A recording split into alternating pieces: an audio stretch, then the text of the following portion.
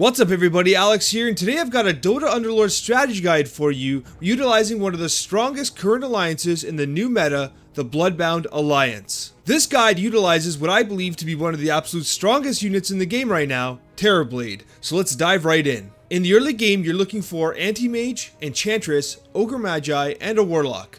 You want to prioritize Anti-Mage, the Enchantress, and Ogre Magi as they have the most synergy early in the game. You'll need the Enchantress to synergize with the Treant Protector later on. With regards to your first three items, you're looking for big time contracts. However, take the best value that you're offered. If Embarrassment of Riches is there, that's great. Chainmail, also a great pick as it synergizes wonderfully into the late game.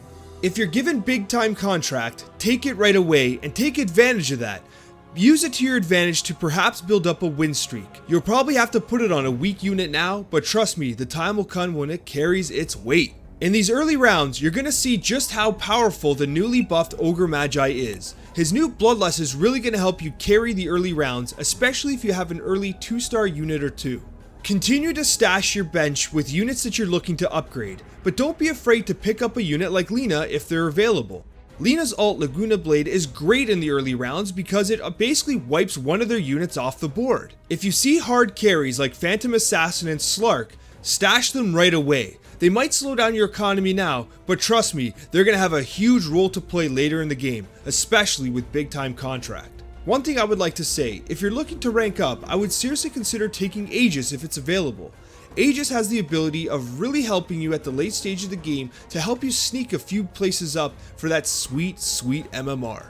At this point in the game, hopefully you have your Druid Alliance synergy active to buff up your Treant Protector and your Enchantress. With Ogre Magi buffing people with his Bloodlust, if that Bloodlust hits someone like Phantom Assassin or Slark, you might find yourself winning by an absolute landslide. Big time contracts should be placed on whoever is your primary DPS at the time. In this case, it's Phantom Assassin.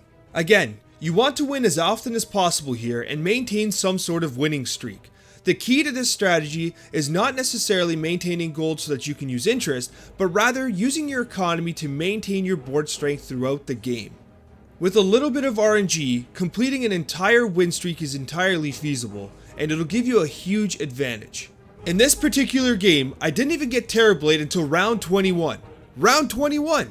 And even without that significant key element to this entire strategy, I was still leading at this point of the match in HP. This in a lot of ways is because of Ogre Magi, who has his newly buffed Bloodlust being applied to Phantom Assassin and Slark. But take a look at how well this build is currently synergizing. Take a look at the right where the alliances are. We currently have a very balanced build that is giving us an advantage in very close fights. In the late game, this is when everything starts to come together. Make sure that you have your big time contracts on your Terrorblade who's hopefully at 2 or 3 stars. Grab a 1-star Warlock from either the bench or from the carousel and position him onto the board. Place him in a manner so that he is the first one to go down in the fight. This will activate your Bloodbound units, including your Terrorblade.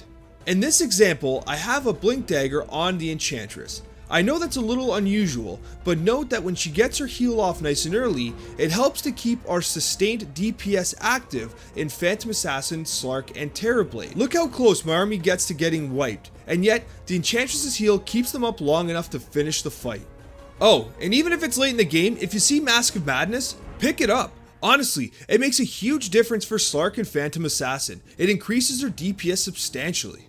With Mask of Madness, Slark becomes an absolute damage machine, but I want to once again bring attention to how effective this Enchantress is with Blink Dagger. Note how her heal remains active even after she is taken down.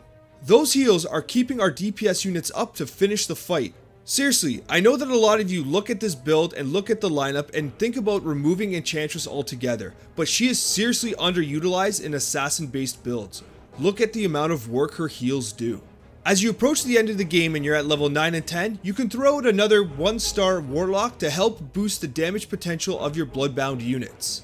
As you can see on the DPS chart on the right, even a 2-star Terrorblade Bloodbound boosted is going to legitimately do a ton of damage. In fact, this 2-star Terrorblade is vastly out DPSing a 3-star Phantom Assassin right now.